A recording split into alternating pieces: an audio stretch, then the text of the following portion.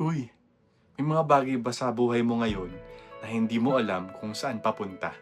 Yung future, parang naka-blur? Stay ka muna. Baka hindi mo kailangan ng mapa. Kailangan mo lang ng kasama. Alam mo katambay, yung unknown talaga ang isa sa pinaka nakakatakot na parte ng buhay. Hindi mo alam kung mag-work ba yung plano mo. Aayos pa ba yung relasyon? Gagaling ka ba talaga? Magiging okay pa ba ang finances mo? May darating pa bang breakthrough? At dahil wala kang sagot, pumapasok ang takot. Kasi gusto natin ikontrol ang lahat. Gusto natin sigurado. Gusto natin malinaw. Pero minsan, ang binibigay ni Lord, hindi explanation, kundi presence.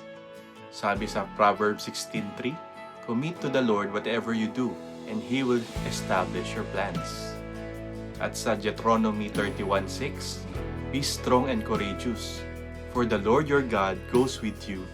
He will never leave you nor forsake you." Pansin mo ba, hindi sinabi ni Lord, "Ipapakita ko muna lahat bago ka maglakad." Ang sabi niya, maglakad ka, kasama mo ako. Facing the unknown with God doesn't mean walang takot. It means may kasama ka sa takot. Isipin mo, naglalakad ka sa dilim. Kung mag-isa ka, malamang takot ka. Pero kung may hawak kang kamay ng taong pinagkakatiwalaan mo, kahit hindi mo kita ang daan, kaya mong maglakad. Ganon din si Lord katambay. Hindi niya pinapakita ang buong daan, pero hindi niya rin binibitawan ang kamay mo. Ano ba dapat ang gawin natin sa unknown na yan? Hindi mo alam ang next step, pero nagpe-pray ka. Hindi ka sure, pero nagtitiwala ka.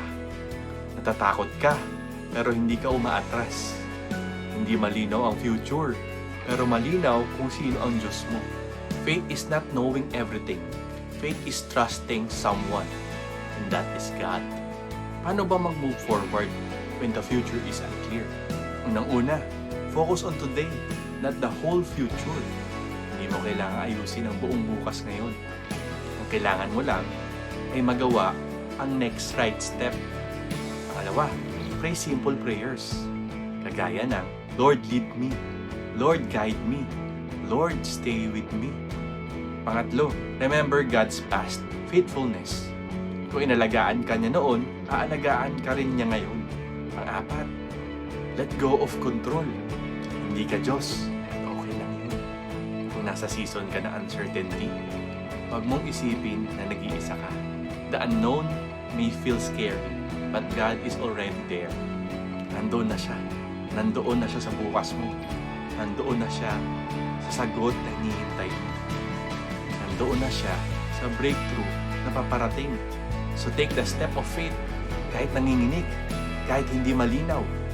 Because when you walk with God, even the unknown becomes a place of trust. Kaya kapit lang. You don't need to know everything. You just need to know who walks with you.